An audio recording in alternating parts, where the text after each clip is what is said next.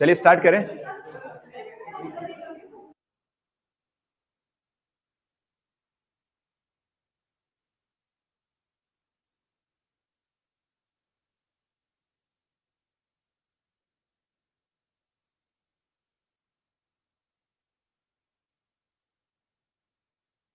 Start करते हैं ना। लास्ट क्लास में हमने क्या पढ़ा था? विंड और प्रेसिपिटेशन। कुछ क्वेश्चंस पहले आपसे पूछ लेते हैं, उसके बाद क्लास को स्टार्ट करते हैं, ठीक है? चलिए, लेस देन 0.5 mm जो प्रेसिपिटेशन होता है उसे क्या कहा जाता है? ड्रिजल कहा जाता है। लोकल लैंग्वेज में बूंदाबांदी कहा जाता है। ठीक है, ठीक है। इसके बाद में यदि मान लीजिए विंड का मोशन जो है 30 degree north and south to 0 degree north and south की ओर हो रहा है, या 0 डिग्री इक्वेटर पर हो रहा है, तो इसको कौन सी विंड बोलते हैं? ट्रेड विंड कहा जाता है। ट्रेड विंड का अनदर नेम क्या है? Tropical wind. ठीक है, ट्रॉपिकल विंड या ट्रॉपिकल एस्टर्लीज कहा जाता है। ठीक है, 0 डिग्री से 5 डिग्री लेटीट्यूड को क्या कहा जाता है? डोल्ड्रम कहा जाता है। 30 डिग्री नॉर्थ एंड साउथ से 60 डिग्री नॉर्थ एंड साउथ में चलने वाली विंड्स को क्या बोलते हैं? Anti trend wind. Another name of anti trend wind westerlies कहा जाता है। ठीक है, 90 डिग्री पोलर, चाहे वो नॉर्थ में हो चाहे साउथ में हो, उससे 60 डिग्री की ओर जो विंड चलती है उसको हम क्या बोलते हैं? पोलर एस्टर्लीज कहा जाता है। ये चीज क्लियर है। इसके बाद में यदि हम रेनी डे की बात करते हैं तो रेनी डे किसे कहा जाता है? 24 आवर्स में मोर देन 2.5। रेनी डे किसे कहा जाता है? मोर देन 5 mm से ज्यादा रेनफॉल हो 24 आवर्स में। ठीक है, इसके बाद सोविंग मंथ किसे कहा जाता है? एक मंथ में कितने ज्यादा से बारिश होगी? 20 mm से ज्यादा बारिश होगी। अगर सेंटीमीटर में पूछा जाए तो? सेंटीमीटर में पूछा जाए तो हाँ, तो बदलो ना। 20 mm है, 20 mm को सेंटीमीटर में बदलो। 1 सेंटीमीटर इज इक्वल टू कितना mm होता है? 10 mm होता है। कितना होता है? और 1 डिवाइडेड बाई 10 कर दोगे तो कितने कन्वर्ट हो जाएगा? सेंटीमीटर के अंदर कन्वर्ट हो जाएगा। आपके पास क्या है? 20 मिलीमीटर है। कितना आएगा? 2 सेंटीमीटर। समझ में आया क्या? तो क्वेश्चन आपसे किसी भी तरीके से पूछा जा सकता है। ठीक है, प्रिसिपिटेशन को हम स्टार्ट कर रहे थे। मैंने जब ड्राईलैंड एग्रीकल्चर आपको पढ़ाया था तो एक वर्ड आपको बताया था, एक होता है ड्राई स्पेल और एक होता है वेट स्पेल। दोनों में क्या डिफरेंस है? एक बताया था ड्राई स्पेल और एक बताया था वेट स्पेल। दोनों में क्या डिफरेंस है? ड्राई स्पेल किसे कहा जाता है? Rainless period between 2 rainfall. 2 rainfall के बीच में जो रेनलेस पीरियड होता है, जब कोई बारिश नहीं होती है, मान लीजिए एक बारिश आज के दिन हुआ है और एक बारिश जो है किसी दूसरे दिन होगा, तो इसके बीच में जो ये रेनलेस पीरियड होता है उसे हम क्या बोलते हैं? Dry spell. लेकिन ड्राई स्पेल जो है वो डिपेंड करता है सोइल कंडीशन कैसी है। यदि आपकी सैंडी सोइल है तो सैंडी सोइल के अंदर तो 10 डेज का अगर ड्यूरेशन में गैप आए, मतलब 2 रेनफॉल के बीच में 10 दिन का अंतराल आए जहां पर कोई बारिश नहीं होगी, तो उसे क्या कहा जाता है? Dry spell. अगर हम क्ले सोइल की बात करते हैं तो क्ले सोइल के लिए ये कहा गया है कितना दिन होना चाहिए? 15 डेज से ज्यादा। क्लियर हुआ? इसे क्या कहा जाता है? वेट स्पेल कहा जाता है। ठीक है, दोनों में से किस सोइल को हैवी सोइल कहा जाता है? क्ले सोइल को क्या कहा जाता है? Heavy soil. क्ले सोइल के पार्टिकल तो छोटे होते हैं, इसको तो लाइट सोइल का बोलना चाहिए था। लेकिन किसके बेसिस पे? किसके बेसिस पर इनको लाइट और हैवी सोइल बोला जाता है?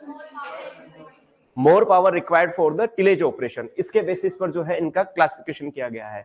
सैंडी सोइल के अंदर पोर स्पेस ज्यादा होता है, इजीली हम टिलेज इंप्लीमेंट को ऑपरेट कर सकते हैं, लेकिन क्ले सोइल के अंदर कोहेसिव और एडेसिवनेस का प्रॉपर्टी पाया जाता है।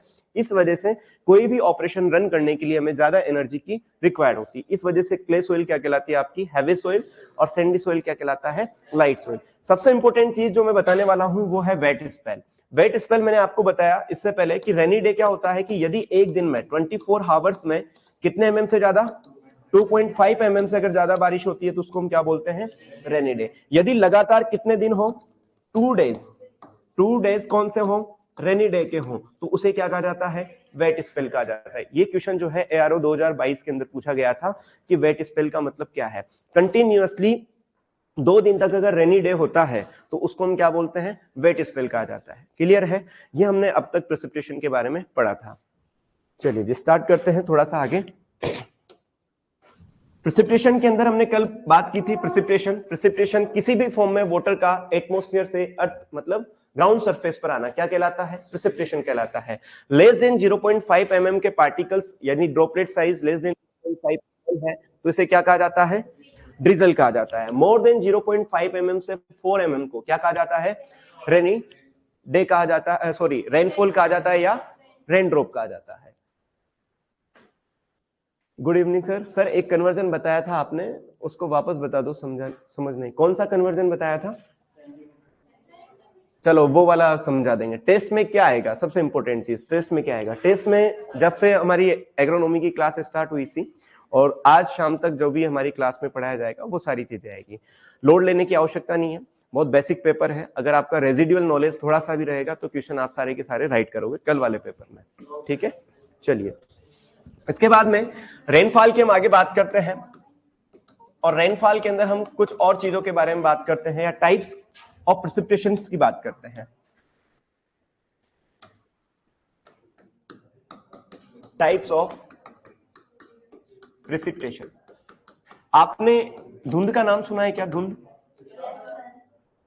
क्या होती है? धुंध को अंग्रेजी में क्या बोलते हैं? वेरी गुड, क्या कहा जाता है? फॉग कहा जाता है, मिस्ट कहा जाता है। क्या कहा जाता है? मिस्ट कहा जाता है, ठीक है। फॉग अलग चीज है। देखिए मिस्ट क्या होता है इसको पहले हम समझते हैं।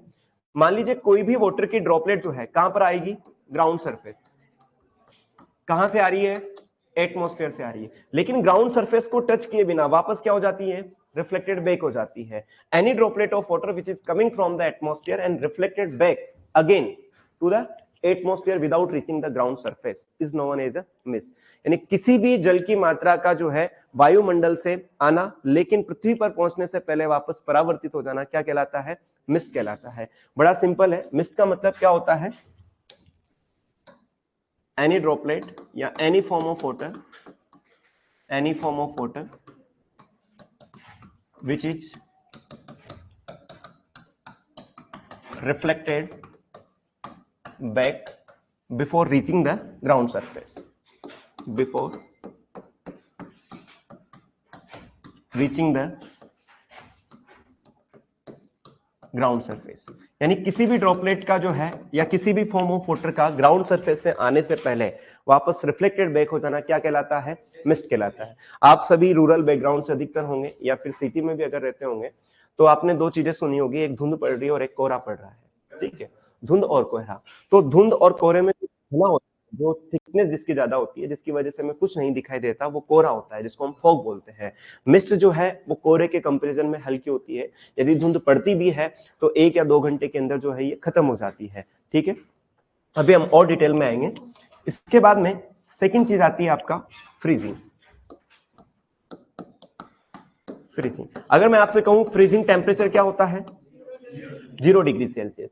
0 डिग्री सेल्सियस पर वाटर क्या हो जाता था? जम जाता था, ठीक है। इसका मतलब क्या है कि यदि ग्राउंड सरफेस का टेम्परेचर फ्रीजिंग है, फ्रीजिंग मींस 0 डिग्री सेल्सियस है, किसी भी फॉर्म ऑफ वाटर आएगा, जैसे ग्राउंड सरफेस पर आएगा वो क्या हो जाएगा? कोटेड हो जाएगा, उसकी लेयरिंग बन जाएगी और उसे हम क्या बोलते हैं? फ्रीजिंग कहा जाता है। क्लियर है? यानी जब ग्राउंड सरफेस का टेम्परेचर क्या हो? 0 डिग्री सेल्सियस हो, किसी भी फॉर्म ऑफ वाटर जब ग्राउंड सरफेस पे आता है तो आइस की कोटिंग बना लेता है, आइस की लेयर बना लेता है, जिसे हम क्या बोलते हैं?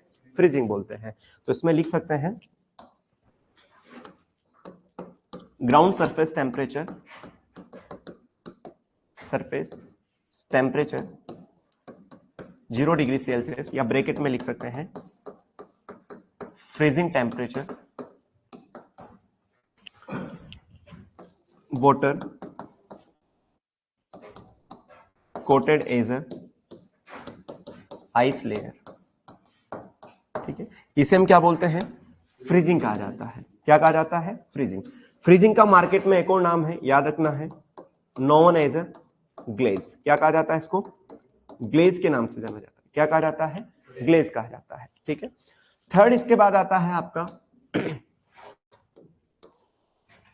रिम, ठीक है। रिम को कहा जाता है फ्रीजिंग फॉग, फ्रीजिंग फॉग। अभी मैं बताऊंगा ये फॉग क्या होता है, एक बार आपको केवल ये समझना है। फ्रीजिंग फॉग किसे कहा जाता है? रिम को। ठीक है। रिम को क्या कहा जाता है? Freezing foam. फ्रीजिंग फोम का मतलब ये हो गया कि जब ग्राउंड सरफेस का टेम्परेचर क्या हो, 0 डिग्री सेल्सियस, और उस केस में क्या है, फोग यानी कोहरा अगर हो, तो उन दोनों को कंबाइन रूप से क्या कहा जाता है? रिम कहा जाता है। क्या कहा जाता है? रिम कहा जाता है। पहली चीज क्लियर है, मिस्ट। मिस्ट का मतलब है धुंध, आएगी ग्राउंड सरफेस से आने से पहले ही वापस रिफ्लेक्टेड बैक हो जाएगी। क्वेश्चन पूछा जाता है कि phenomena in is the any form of water which is reflected back before the reaching the ground surface, इसको क्या कहा जाता है? मिस्ट कहा जाता है। फ्रीजिंग, दिमाग में जैसे फ्रीजिंग का वर्ड आए, 0 डिग्री सेल्सियस टेम्परेचर होगा ग्राउंड सरफेस पे, किसी भी फॉर्म ऑफ का वाटर आएगा, किसमें कन्वर्ट हो जाएगा? आइस की लेयर में, या कोटिंग बना लेगा, उसे क्या कहा जाता है? फ्रीजिंग कहा जाता है। रिम का मतलब क्या है? फ्रीजिंग फॉग, यानी ऐसी कंडीशन जब 0 डिग्री सेल्सियस टेम्परेचर हो और उस कंडीशन में अगर फोग आ जाता है तो उसको हम क्या बोलते हैं? रिम कहा जाता है। जबकि ग्लेज किसका नाम है आपके? फ्रीजिंग का। ये चीज क्लियर है क्या? इसके बाद में फोर्थ आता है आपका स्नो। स्नो, स्नो का नाम सुना है क्या आपने? कभी कश्मीर की गुलमर्ग घाटी में गए हो क्या? नहीं गए हो, जाने का मौका मिले तो जाइएगा, है ना। स्नो के अंदर क्या होता है, आपने एक नाम सुना होगा, सब्लिमेशन। नाम सुना है क्या सब्लिमेशन? सब्लिमेशन का मतलब क्या है? जैसे कि कहा जाता है यदि कोई वेपियर फॉर्म से, पहले तो क्या होता है, कोई सॉलिड होता है, वो सॉलिड किस में कन्वर्ट होता है? पहले लिक्विड में, फिर लिक्विड किस में कन्वर्ट होता है? वेपर में, या फिर गैसियस फॉर्म में होता है। ये सामान्यतः एक प्रोसेस होती है। लेकिन आप सभी ने कपूर का नाम सुना होगा, ठीक है। कपूर को जब दिवाली पर आप पूजा करते होंगे और जब इसको जलाते होंगे तो ये किस फॉर्म में होता है? सॉलिड फॉर्म में। लेकिन किस में कन्वर्ट हो जाता है? वेपर या गैसियस फॉर्म में। इसे क्या कहा जाता है? सब्लिमेशन कहा जाता है। या फिर कोई गैस फॉर्म में तो किस में कन्वर्ट हो जाए? सॉलिड फॉर्म में। इसे भी हम क्या बोलते हैं? सब्लिमेशन। मान लीजिए कि एटमॉस्फेयर के अंदर जो वाटर है वो किस फॉर्म में है? वेपर की फॉर्म में, और ये वेपर की फॉर्म से डायरेक्ट किस में कन्वर्ट हो जाए? सॉलिड में। इस प्रोसेस को कहा जाता है आपका सब्लिमेशन कहा जाता है। और sublimation of water vapour into the solid ice particle is known as snow. Clear है क्या? स्नो यानी वेपर का सॉलिड में कन्वर्ट होना।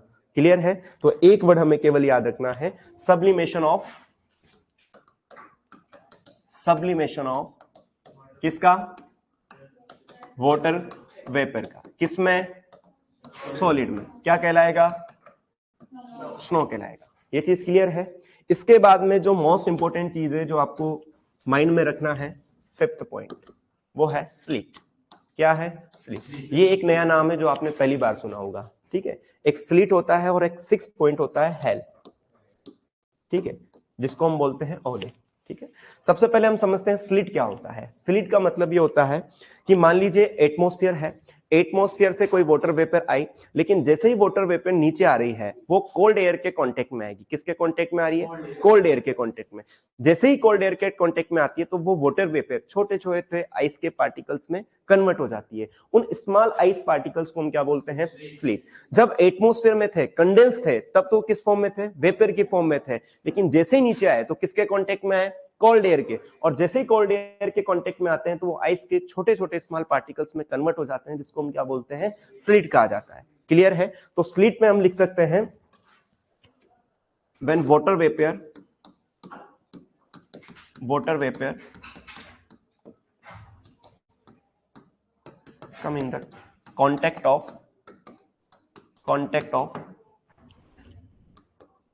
cold air convert into small ice particle। ये पीछे वाला जो वर्ड है वो आपको याद रखना है। स्मॉल आइस पार्टिकल्स को क्या कहा जाता है? स्लिट कहा जाता है। जबकि हेल जो है वो क्या होता है? लार्ज आइस पार्टिकल्स, ठीक है। और लार्ज आइस पार्टिकल्स यानी हेल्स के लिए जो रेस्पॉन्सिबल क्लाउड्स होते हैं वो क्या होते हैं? क्लूमो निम्बस। कौन से होते हैं? क्लूमो निम्बस क्लाउड्स होते हैं। अभी हम क्लाउड्स के बारे में पूरी डिटेल से बात करेंगे, लेकिन आपको याद रखना है हेल जो है क्या है? क्लूमो निम्बस है। हमारे साथ एक लड़का पढ़ता था जिसका नाम था श्रवण ओला। क्या नाम था? श्रवण ओला। थोड़े दिन बाद मैंने जब उसका नाम देखा इंस्टाग्राम पे तो उसका नाम हो गया श्रवण हेल। समझे? ओला मीन्स हेल। ओला मतलब चौधरी समाज के लोग जो है उनका एक गोत्र होता है। चलिए, ब्रजेंद्र ओला जो है आपने नाम सुना होगा, विधायक भी रहे हुए हैं। टाइप्स ऑफ प्रेसिपिटेशन को एक और बार समझेंगे, उसके बाद लिखना स्टार्ट करना। सबसे पहली चीज है मिस्ट, इसके बाद हम फोक पे आएंगे, ठीक है। फोक क्या है? मिस्ट का मतलब है कि कोई भी वाटर वेपर या किसी भी फॉर्म ऑफ वाटर आता है, ग्राउंड सरफेस से आने से पहले ही वापस रिफ्लेक्ट हो जाता है, उसको हम क्या बोलते हैं? मिस्ट। फ्रीजिंग आप लोग समझ गए कि ग्राउंड सरफेस का टेम्परेचर क्या होगा? 0 डिग्री सेल्सियस। वाटर आया, किस में कन्वर्ट हो जाएगा? Coated as a ice layer. इसको क्या कहा जाता है? ग्लेस। रिम क्या है एक आपका? Freezing fog. फॉग अभी हम समझेंगे कि होता क्या है, ठीक है। इसके बाद है स्नो। स्नो के अंदर कुछ याद रखना है, एस है, यानी इससे क्या हो जाएगा? सब्लिमेशन। सब्लिमेशन होगा तो वेपर किस में कन्वर्ट हो रही है? सॉलिड के अंदर। स्लीट क्या है? Small ice particle. कब बने? जब वाटर वेपर किसके कांटेक्ट में आई? कोल्ड एयर के अंदर। क्लियर है? इसके बाद में हेल की बात करते हैं तो ये क्या होते हैं? Large ice particle. और हेल्स के लिए जो रेस्पॉन्सिबल क्लाउड है वो क्या है? क्लोमोनिम्बस। क्लियर? ठीक है, क्लियर है यहां तक? अब बात करते हैं कि ये फोग क्या होता है। फोग, कोई बताएगा मुझे फोग क्या होता है? एक आपने सुना होगा, एक एडवर्टाइज चल रहा है कि इंडिया में क्या चल रहा है? फोग चल रहा है, ठीक है। चलिए अब आप बताइए हमारी क्लास में इस फोग का मतलब क्या है? वो तो स्मोक प्लस मिस्ट, इसे क्या कहा जाता है? फोग कहा जाता है। और एक होता है स्मोक, ये क्या होता है? स्मोक प्लस फोग को क्या कहा जाता है? स्मोक कहा जाता है। Smoke is the smoke plus fog, इसे क्या कहा जाता है? स्मोक कहा जाता है। पहले हम बात करते हैं ये फोग क्या होता है।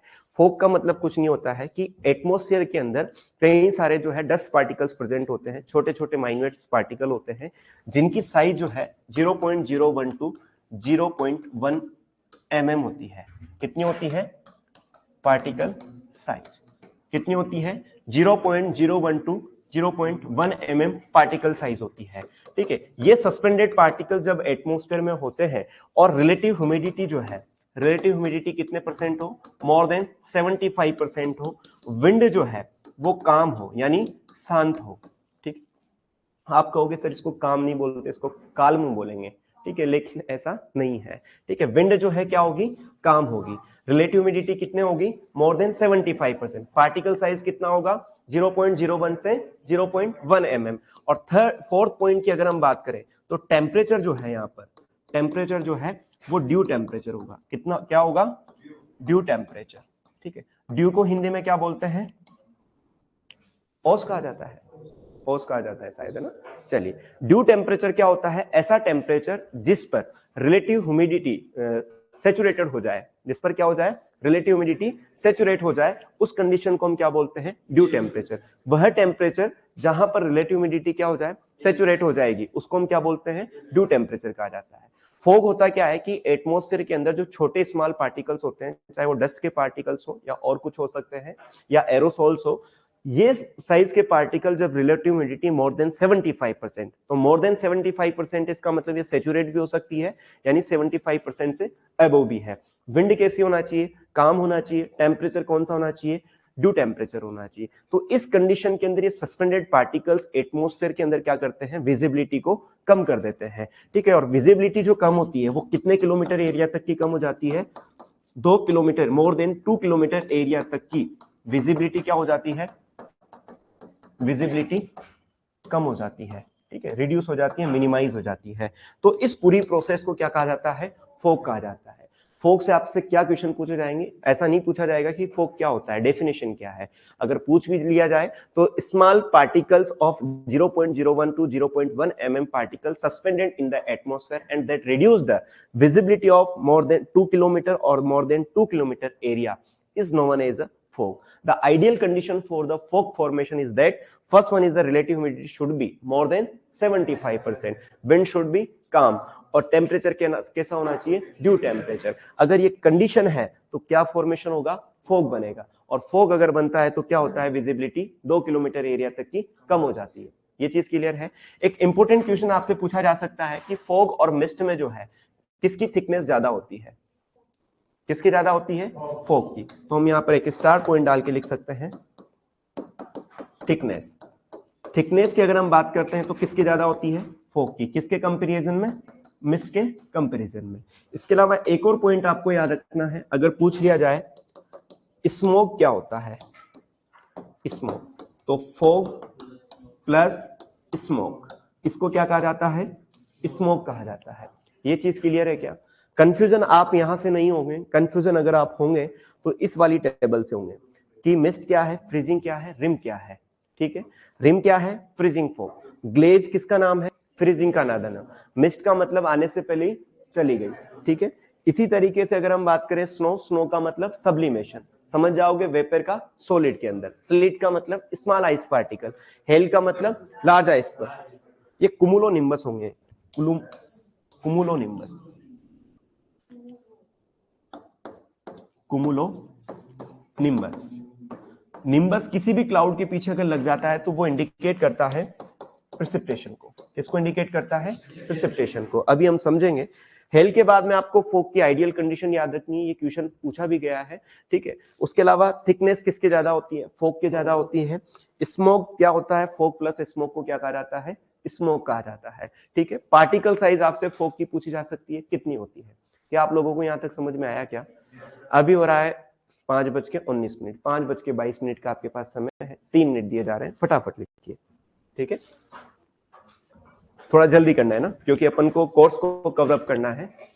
कोशिश करना, जब तक नहीं लिखोगे तब तक तो आगे नहीं बढ़ेंगे, लेकिन फिर भी अपने हाथों को बढ़ाइए। Types of precipitation.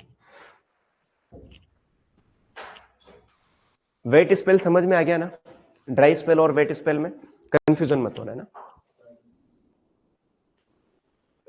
रिम का मतलब है फ्रीजिंग फोक को, यानी फ्रीजिंग और फोक दोनों अगर एक साथ होते हैं तो उन्हें हम क्या बोलते हैं, फ्रीजिंग फोक कहा जाता है।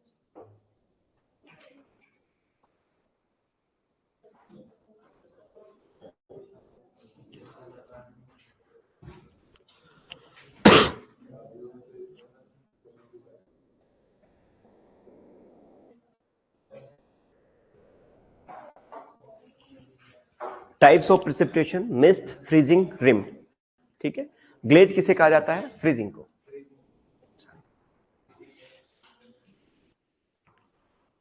भाटी साहब आया समझ में?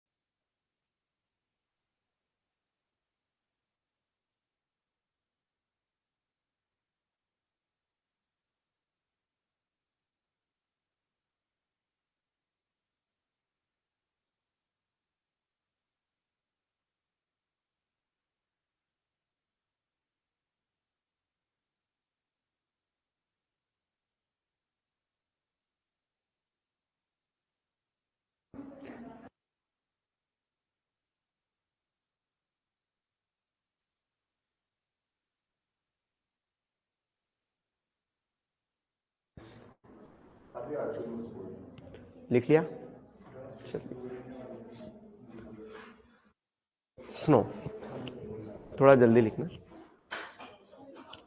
Sublimation of water vapour to solid ice particle is known as a snow. ठीक है, स्नो का एल्बिडो कितना होता है, स्नो का एल्बिडो कितना होता है, 0। ठीक है, व्हाइट स्नो का, बर्फ जो है हमेशा सफेद होती है, फिर भी ठीक है, व्हाइट स्नो अलग अलग होते हैं, लेकिन जनरली ऐसा भी कहा जाता है कि स्नो का जो है वो 0% होता है। सॉरी 100% होता है, 0 नहीं होता है। ब्लैक बॉडी का 0 होता है, और कोई भी अगर व्हाइट सरफेस होती है उसका 100% होता है, मीन्स 1 होता है। ठीक, लिख लिया? लिखो तो फिर।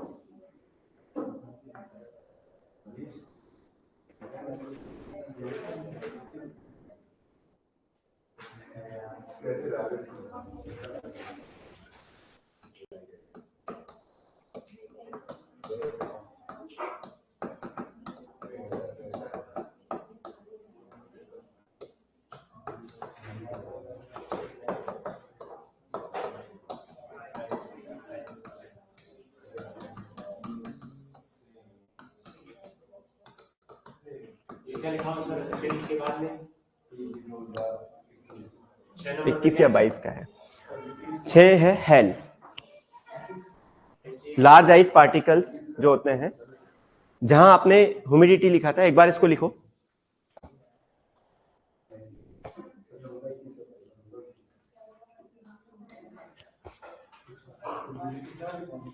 भाई पीछे बात नहीं, लिख लिया यहां तक? जहां आपने ह्यूमिडिटी लिखा था उस ह्यूमिडिटी के वहीं एक वर्ड और लिख लेना ऊपर जहां खाली जगह होगी, मिक्सिंग रेशियो। मिक्सिंग रेशियो क्या होता है? Weight of water vapour divided by weight of dry air, इसे कहा जाता है मिक्सिंग रेशियो। ये क्वेश्चन आपके प्री पीजी 2022 या 2021 का है। ह्यूमिडिटी के अपर वाली साइड में या कहीं भी जगह खाली हो वहां लिख लो, या फिर जहां कंटिन्यू कर रहे हो वहीं स्टार डाल के लिख लेना, ठीक है। Mixing ratio, weight of water vapour divided by weight of dry air, इसे क्या कहा जाता है? Mixing ratio.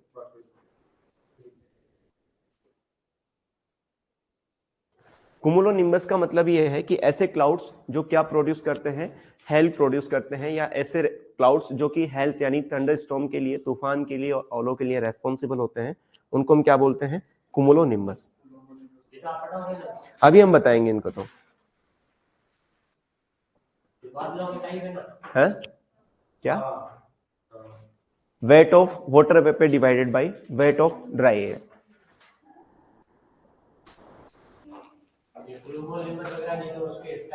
क्लाउड्स के टाइप्स हैं ये, टोटल 10 टाइप्स होते हैं। लिख लिया?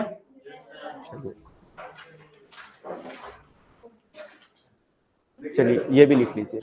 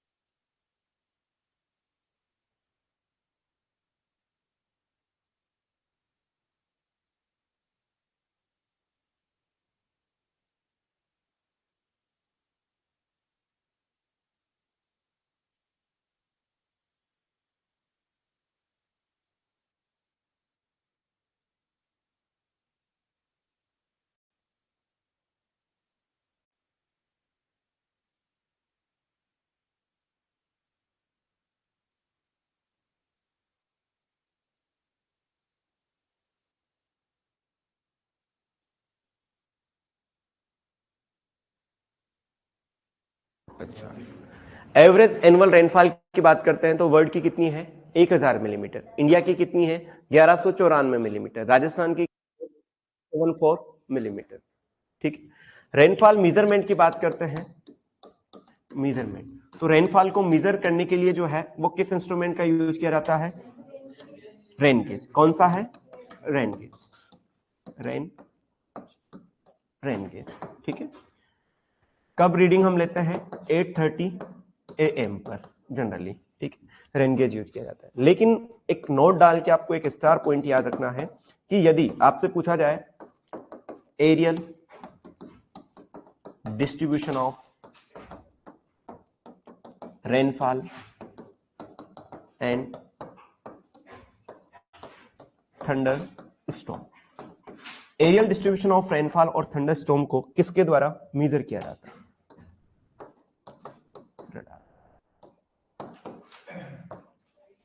ठीक है, इसकी फुल फॉर्म है radio detecting and ranging, radio detecting and ranging. इसी तरीके से एक और वर्ड होता है जिसका नाम है सोनार। JRF 2019 के अंदर पूछा गया था सोनार की फुल फॉर्म क्या है? Sound navigation and ranging.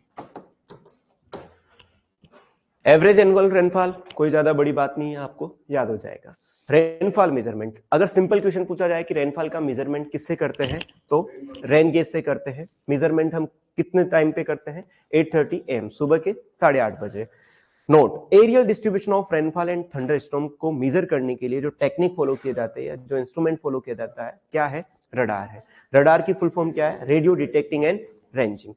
अब होता क्या है कि जैसे मान लीजिए IMD की बात करते हैं, इंडिया मेट्रोलॉजिकल डिपार्टमेंट की बात करते हैं, जिसका हेडक्वार्टर कहाँ है? अभी दिल्ली के अंदर है। अब वो दिल्ली में बैठे हुए ये देखना चाहते हैं कि पूरे भारत के अंदर जो है कितना एरियल डिस्ट्रीब्यूशन ऑफ रेनफॉल हुआ है, कितनी बारिश हुई है। तो अगर हम मान लीजिए उदयपुर में 24 आवर्स के अंदर कितना रेनफॉल हुआ है, उसको किससे मेजर कर सकते हैं? केवल रेन गेज से।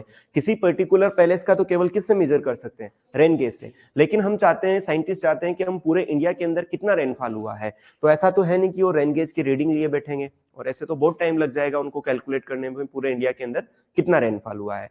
तो रिमोट सेंसिंग की एक टेक्निक डेवलप की है साइंटिस्ट ने, जिसका नाम है radar, radio detecting and ranging, जो किसको मेजर करता है? एरियल डिस्ट्रीब्यूशन ऑफ रेनफॉल, कि कितना रेनफॉल का डिस्ट्रीब्यूशन हुआ है, एंड थंडर स्टॉर्म, यानी जो तूफान वगैरह जो है वो कितने आए हैं। इन दोनों को मेजर करने के लिए रिमोट सेंसिंग की जो टेक्निक यूज की जाती है, जिसका नाम क्या है? रडार है। रेडियो डिटेक्टिंग एंड रेंजिंग इसकी फुल फॉर्म होती है। इसी तरीके से आपके एक और टर्म आती है सोनार, जिसका नाम है साउंड नेविगेशन एंड रेंजिंग। ठीक है, ये चीज याद रहेगी आप लोगों को। लिख रहे हो क्या साथ में? ऐसे टाइम लग जाएगा यार, चलिए लिख लीजिए। एवरेज एनुअल रेनफॉल वर्ल्ड की 1000 मिलीमीटर, इंडिया की 1194 मिलीमीटर, राजस्थान की 574 mm, कहीं 565 mm भी लिखा हुआ है, लेकिन आपको भी 574 याद रखना है। रेनफॉल मेजरमेंट रेनगेज से करते हैं। Aerial distribution of rainfall and thunderstorm, सबसे ज्यादा भारत के अंदर बारिश कहाँ होती है? मासिन राम के अंदर, मेघालय में। चलिए लिखा। राजस्थान में सबसे कम कहाँ होती है? फलोदी में होती है। राजस्थान में सबसे ज्यादा बारिश होती है झालावाड़ के अंदर। ठीक है, मानसून सबसे पहले जो है, अगर साउथ वेस्ट मानसून की बात की जाए तो बांसवाड़ा से, नॉर्थ ईस्ट मानसून की बात की जाए तो झालावाड़ से। पूरे इंडिया के अंदर जो सबसे ज्यादा बारिश होती है वो साउथ वेस्ट मानसून से होती है, लेकिन राजस्थान के अंदर जो सबसे ज्यादा बारिश होती है वो नॉर्थ ईस्ट मानसून से होती है। अभी हम मानसून के, अभी झालावाड़ में कुछ अभी हम बात करेंगे, थोड़ा सा धैर्य। बिल्कुल बिल्कुल, भाटी साहब को नॉलेज अच्छा है ना? चलो लिखा। नहीं नहीं, हंसा उस पे जाता है जिसके अंदर नॉलेज होती है, तो ज्यादा चिंता नहीं करनी है। चलिए, इसके बाद में एक क्लासिफिकेशन आपको याद रखना है इंटेंसिटी ऑफ रेनफॉल का। इंटेंसिटी ऑफ रेनफॉल, वैसे दो क्लासिफिकेशन है, आप सिंपल वाला याद रखो। आपसे पूछा जाए लाइट रेनफॉल, लाइट रेनफॉल किसे कहा जाता है? लाइट रेनफॉल का मतलब है लेस देन 2.5 mm पर हावर, यानी एक घंटे के अंदर लेस देन 2.5 mm पर हावर की रेनफॉल होती है, तो उसे हम क्या बोलते हैं? Light rainfall. ठीक है। सेकेंड, अगर हम बात करते हैं मॉडरेट रेनफॉल, मॉडरेट रेनफॉल जो है मोर देन 2.5 mm पर हावर टू लेस देन 7.6 mm पर हावर, ठीक है। थर्ड अगर हम बात करें इसमें, फर्स्ट, सेकेंड और third, violent sorry heavy rainfall, heavy rainfall, heavy rainfall कहा जाता है यदि रेनफॉल की इंटेंसिटी 7.6 mm पर हावर से ज्यादा और लेस देन जो है 50 mm पर हावर अगर होती है तो उसे हम क्या बोलते हैं, हैवी रेनफॉल। और फोर्थ जो आता है वो है आपका वायलेंट रेनफॉल, ठीक है। मोर देन 50 mm पर हावर की अगर रेनफॉल होती है तो उसको हम क्या बोलते हैं, वायलेंट रेनफॉल। क्वेश्चन पूछा गया था वायलेंट रेनफॉल किसे कहा जाता है, ARO 2022 के अंदर, ठीक है। तो किसे कहा जाता है कि यदि 1 घंटे के अंदर 50 मिलीमीटर से ज्यादा बारिश होगी तो उसको क्या कहा जाता है, वायलेंट रेन। लाइट रेनफॉल का मतलब है कि 1 घंटे के अंदर कितने से कम, 2.5 mm से कम। मॉडरेट का मतलब 2.5 से ज्यादा और 7.6 से कम। हैवी का मतलब मोर देन 7.6 mm पर हावर टू 50 mm पर हावर। और वॉयलेंट का मतलब क्या है, मोर देन 50 mm पर हावर अगर रेनफॉल होती है तो उसे हम क्या बोलते हैं, वॉयलेंट रेनफॉल कहा जाता है, ठीक है। Light rainfall, moderate rainfall, heavy rainfall और वॉयलेंट रेनफॉल, चारों चीजें आपको याद रखना है। क्वेश्चन पूछा जा सकता है कितने mm से ज्यादा होती है तो उसको क्या कहा जाता है, या फिर हैवी रेनफॉल किसे कहा जाता है, ठीक है। याद रहेगा ये चीज। हाँ जी,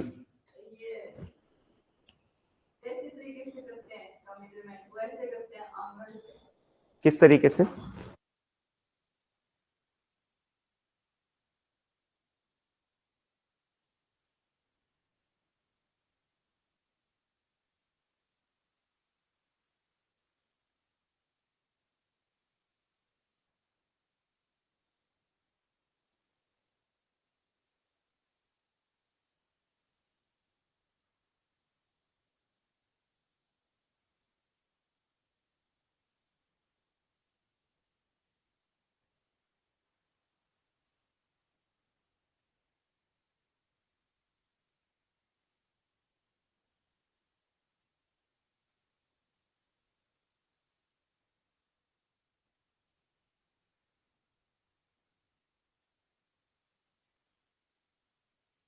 चलिए इसको थोड़ा सा हम आगे बढ़ते हैं। आपने एक नाम सुना होगा, मानसून, सुना है क्या? राजस्थान का मानसून पैलेस किसे कहा जाता है?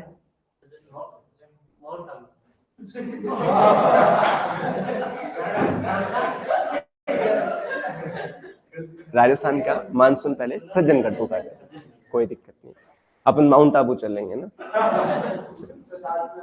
मानसून की अगर हम बात करते हैं तो मानसून, मानसून जो है वो किस लैंग्वेज का वर्ड है, अरेबिक। किस लैंग्वेज का वर्ड है, अरेबिक लैंग्वेज का।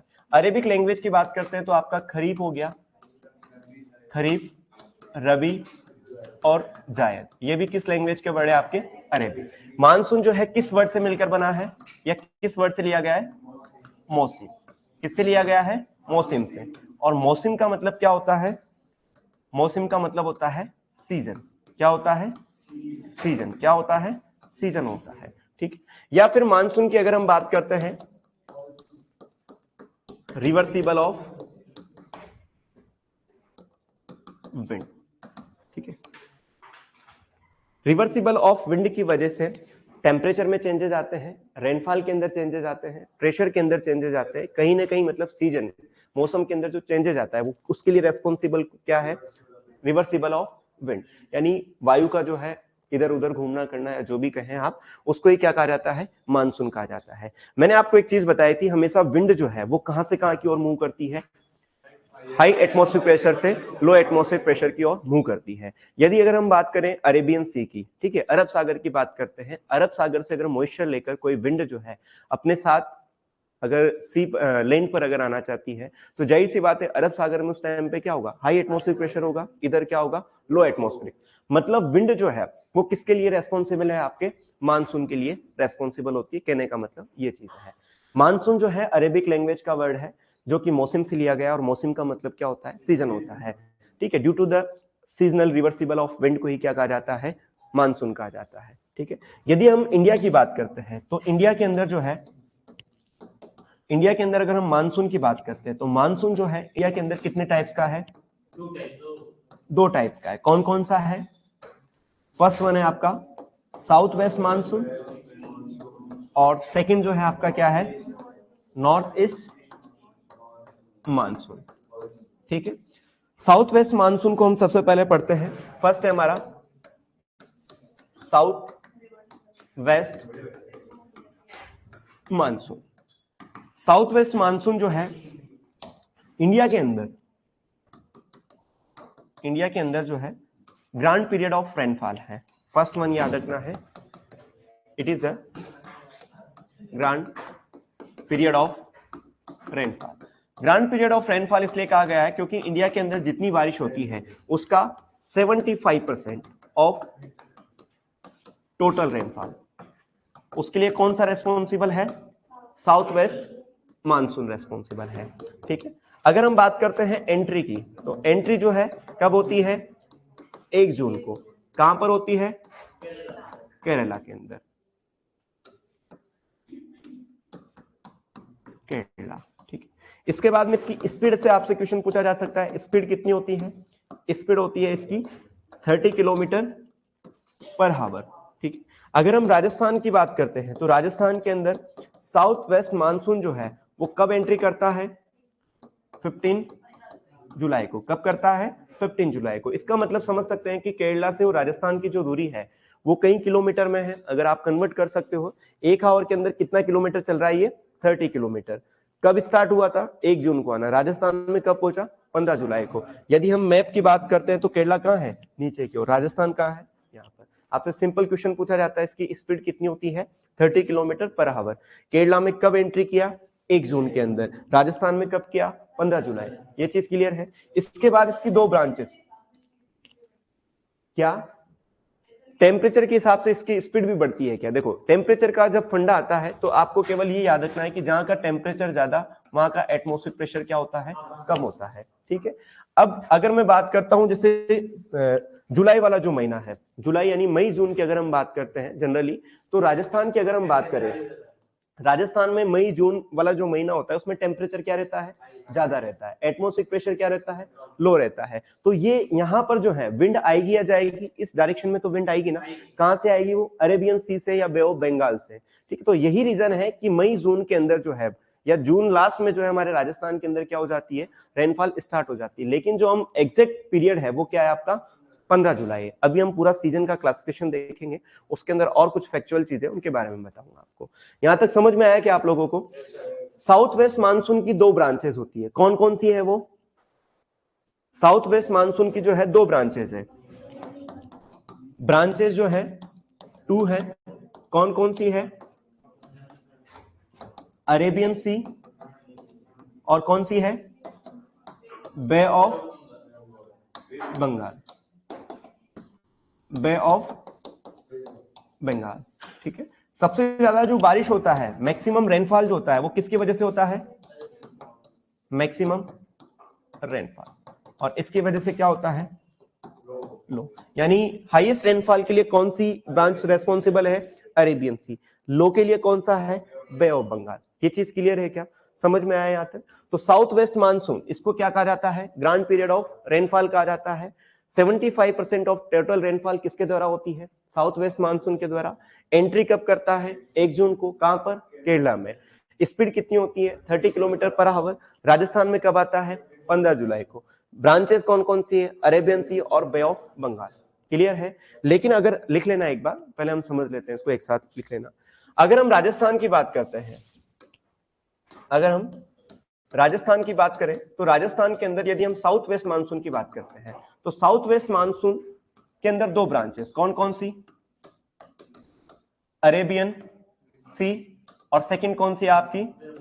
बे ऑफ बंगाल। इंडिया के केस के अंदर तो कौन सी ब्रांच जो है वो सबसे ज्यादा रेनफॉल कर रही थी? अरेबियन सी। लेकिन राजस्थान के केस में जो है लगभग 90% जो रेनफॉल है वो किसके द्वारा होती है? Bay of Bengal. जबकि 10% किसके द्वारा होती है? अरेबियन सी। साउथ वेस्ट मानसून की अगर आपसे पूछा जाए अरेबियन सी ब्रांच जो है वो कहां से एंटर करती है, तो याद रखना है कहां से? बांसवाड़ा से। कहां से? बांसवाड़ा से। यदि बे ऑफ बंगाल की बात किया जाए तो कहां से? झालावाड़ से। कहां से? झालावाड़ से। ये 2 क्वेश्चन भी आपसे पूछे जा सकते हैं, ठीक है। अगर हम इंडिया की बात करते हैं तो इंडिया के अंदर तो कहां से मतलब कौन सा रेस्पॉन्सिबल है सबसे ज्यादा? अरेबियन सी। राजस्थान के अंदर बे ऑफ बंगाल। अब ये ऐसा क्यों है? आपने सुना होगा कि गुजरात के पालनपुर से जो है एक पर्वतमाला निकलती है जिसका नाम क्या है? अरावली पर्वतमाला, जो कि वलीय पर्वतमाला है, जो हमें राजस्थान से हरियाणा का थोड़ा भाग कवर करती हुई गुजरात, राजस्थान, हरियाणा से होते हुए कहां जाती है? दिल्ली, रायसीना हिल्स तक जाके खत्म हो जाती है। वो अरावली हिल्स जो है, अरेबियन सी से जो भी लहरें आती है या जो भी विंड्स आती है वो इससे टकराकर जो है वो सीधी निकल जाती है, ठीक है। तो इस वजह से यहाँ पर रेनफॉल नहीं हो पाती है और 10% ऑफ रेनफॉल यही रीजन है किसके द्वारा होती है? अरेबियन सी से। जबकि बे ऑफ बंगाल से कितना होता है? 90% होता है। ये चीज क्लियर है। इसके बाद में अगला आता है north east monsoon. Second, north east monsoon, north east monsoon, ठीक है। इसको हमने साउथ वेस्ट मानसून क्यों कहा? साउथ वेस्ट मानसून क्यों कहा? क्योंकि ये मेनली इंडिया के साउथ और वेस्ट वाले पार्ट से क्या होता है? डिसाइडेड होता है। इस वजह से इसको क्या कहा है? South west monsoon. सेकंड है हमारा नॉर्थ ईस्ट मानसून। इसको क्या कहा जाता है, किस नाम से जाना जाता है, वो हमें याद रखना है। Known as a retreating monsoon, retreating monsoon, ठीक है। इसके बाद में ये मेनली रेनफॉल कहां करता है? रेनफॉल अकेयर कहां कहां? आंध्र प्रदेश, तमिलनाडु और some part of Jammu and Kashmir, some part of Jammu and Kashmir. Clear है क्या? यहां तक समझ में आया? इसके पहले आपको क्या याद रखना है? यदि हम साउथ वेस्ट मानसून की बात करते हैं तो इसका ड्यूरेशन आपको याद रखना है। ड्यूरेशन कब से कब? जून से लेकर सितंबर तक, जून से लेकर सितंबर तक। इसका मतलब जून में स्टार्ट होगा और एंडिंग किस में होगा? सितंबर के अंदर। यदि हम रिट्रीटिंग मानसून की बात करते हैं तो इसका ड्यूरेशन क्या हो जाएगा? अक्टूबर से जनरली दिसंबर तक, अक्टूबर से दिसंबर तक। कौन सा मानसून है आपका? नॉर्थ ईस्ट मानसून है।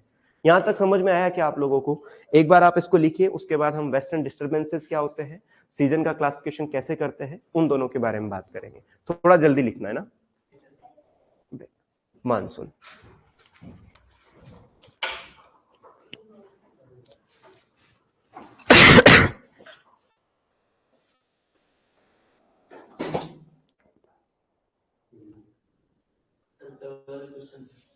कल वाला क्वेश्चन कौन सा?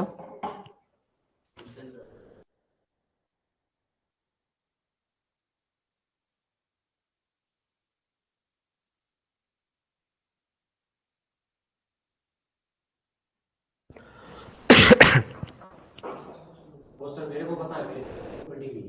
क्या पता है आपको? ये दिन छोटा बड़े वाला, क्या बताओ? ये मतलब डेट अलग बताते हैं बाकी वो उस ग्रीनविच रेखा से वहां से बताते हैं। इसमें फिर वो मकर संक्रांति हिंदू का आंकड़े से ऐसे बताते हैं। मकर संक्रांति तो चेंज होती रहती है लेकिन वो डेट फिक्स है, वो है मतलब मकर संक्रांति के हिसाब से सही है। फिक्स नहीं, कभी कभार मकर संक्रांति की डेट आगे पीछे होती है। ठीक है। मकर संक्रांति को क्या कहा जाता है? ऐसा कहा जाता है कि सूर्य भगवान कौन से कहां जा रहे हैं? उत्तर से दक्षिण में जा रहे हैं, पूर्व से पश्चिम जाते हैं। कहां जाते हैं? लिख लिया? चलिए ये लिखिए।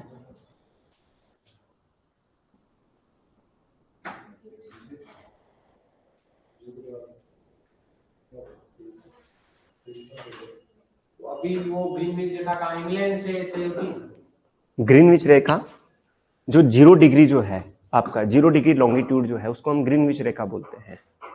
0 डिग्री मानक रेखा भी इसे कहा जाता है। इंडियन जो इंटरनेशनल स्टैंडर्ड टाइम्स है, वो टाइम्स इंग्लैंड से होता है। हाँ वो इंग्लैंड से होता पहले है। इंडिया में था, वहां बताते हैं इलाहाबाद में। अंग्रेजों के टाइम में वो यहाँ की टेक्नोलॉजी।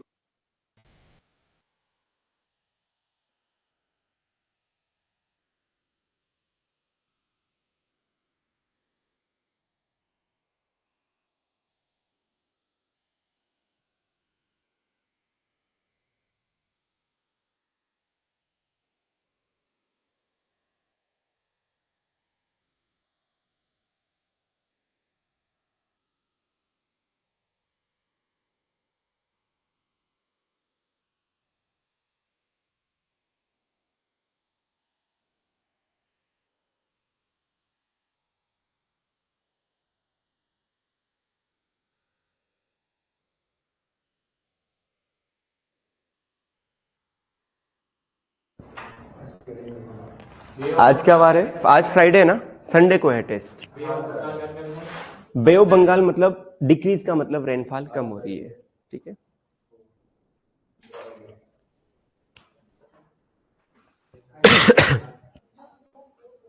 हाँ, स्नोफॉल जो होगी वो किसकी वजह से होगी? वो स्लीट की वजह से होती है, वो स्लीट की वजह से होगा। Ice particle, small ice particle जो है उसको हम स्नोफॉल बोलते हैं, स्लीट बोलते हैं उसको। लिखा ये? लिखो लिखो।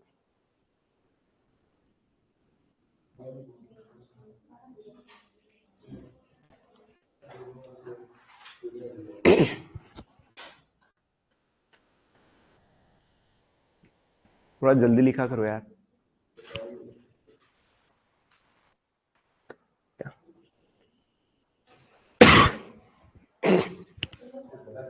चलिए, north east monsoon October to December दोनों से होती है। जो साउथर्न राजस्थान है उसमें दोनों से होते हैं, इसी से होती है, बे ऑफ बंगाल से। हाँ,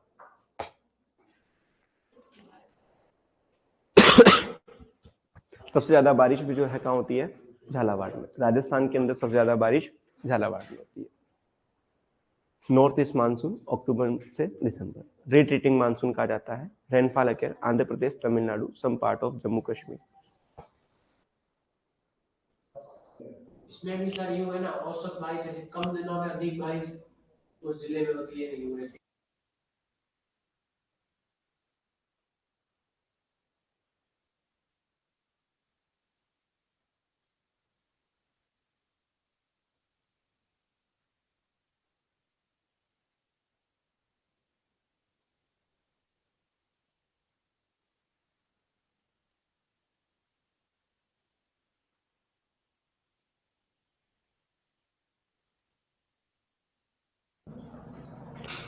लिखा क्या ये? Yes sir.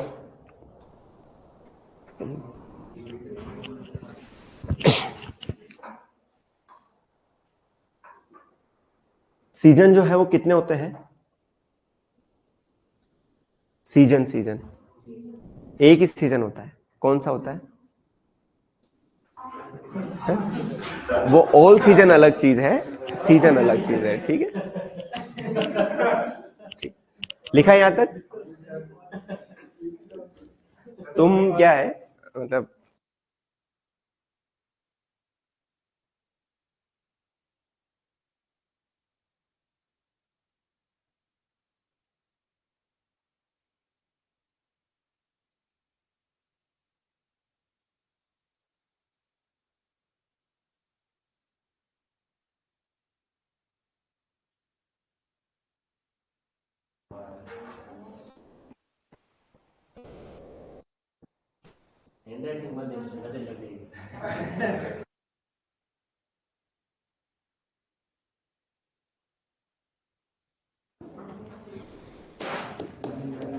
Classification of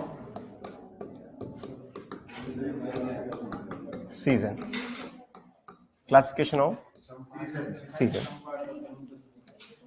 classification off season, ठीक है। इसके अंदर सबसे फर्स्ट सीजन है कोल्ड सीजन, ठीक है, या इसे कहा जाता है विंटर सीजन, ठीक है।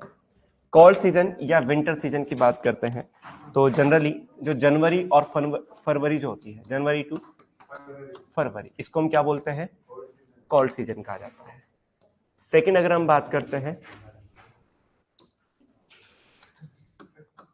वार्म सीजन, या फिर इसे कहा जाता है प्री मानसून सीजन, ठीक है, जो होता है आपके मार्च से लेकर मई तक, ठीक। इसके बाद थर्ड जो आता है वो आता है मानसून सीजन, मानसून सीजन, या फिर इसे कहा जाता है रेनी सीजन, ठीक है। मानसून सीजन, मानसून कब आता है इंडिया में? जून में आता है, और कब चला जाता है? सितंबर में चला जाता है, ठीक है। जनरली साउथ वेस्ट मानसून, तो जून से सितंबर, ठीक है। फोर्थ नंबर का है पोस्ट मानसून सीजन, ठीक है। और पोस्ट मानसून सीजन जो है कब से कब, अक्टूबर से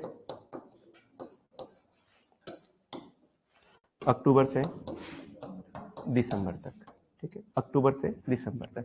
तो आपसे क्वेश्चन पूछा जा सकता है कोल्ड सीजन या विंटर सीजन, सबसे ज्यादा जो सर्दियां पड़ती है वो जनवरी में पड़ती है और फरवरी में खत्म हो जाती है, तो जनवरी से फरवरी, इसे हम क्या बोलते हैं, कोल्ड सीजन या फिर विंटर सीजन कहा जाता है। वार्म सीजन या प्री मानसून सीजन क्या होता है, मार्च से लेकर मई तक का जो ड्यूरेशन है उसको हम क्या बोलते हैं, वार्म सीजन। इसको प्री मानसून क्यों बोला, क्योंकि ये मानसून के पहले आ रहा है, ठीक है। और मानसून सीजन की बात करते हैं तो जनरली इंडिया में जो सबसे ज्यादा रेनफॉल होती है वो किसकी वजह से होती है, साउथ वेस्ट मानसून से। साउथ वेस्ट मानसून कब आता है, 1 जून को आता है, कब खत्म हो जाता है, सितंबर को। तो जून से सितंबर तक का जो सीजन होता है उसको हम क्या बोलते हैं, मानसून सीजन या फिर रेनी सीजन कहा जाता है। मानसून सीजन के बाद में जो सीजन आता है उसको हम क्या बोलते हैं, पोस्ट मानसून सीजन, जो कब से कब तक होता है, अक्टूबर से दिसंबर। ये चीज क्लियर है क्या, ये चारों सीजन आपको याद रखना है, एक बार इसको लिख लीजिए। हाँ जी, अभी आप मानसून बताया, जैसे सर्दियों में बारिश होती है ना, हाँ, उसको मावट कहा जाता है। अभी हम बात करेंगे, वेस्टर्न डिस्टर्बेंसेस की वजह से होता है, अभी बात करेंगे यार। वो इन दोनों से नहीं होता, वो इन दोनों से नहीं होता है, वो वेस्टर्न अफ्रीका अफ्रीका से से होती है। नहीं होता।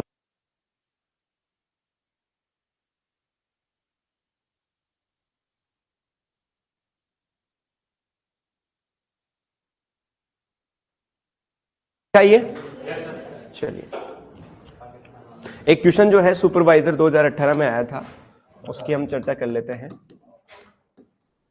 जिसको कहा जाता है मावट, ठीक है। गोल्डन ड्रॉप्स या फिर मावट, ठीक है, गोल्डन ड्रॉप्स या मावट, ठीक है, due to the western disturbances, पश्चिमी विक्षोभ की वजह से, ठीक है, अगर हिंदी में बोले तो, ठीक है, लगभग December to March, December to March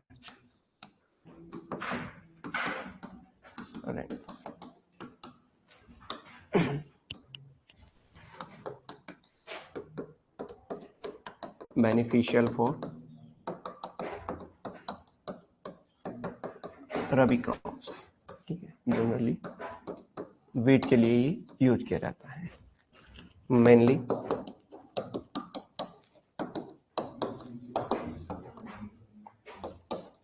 in north India, ठीक है।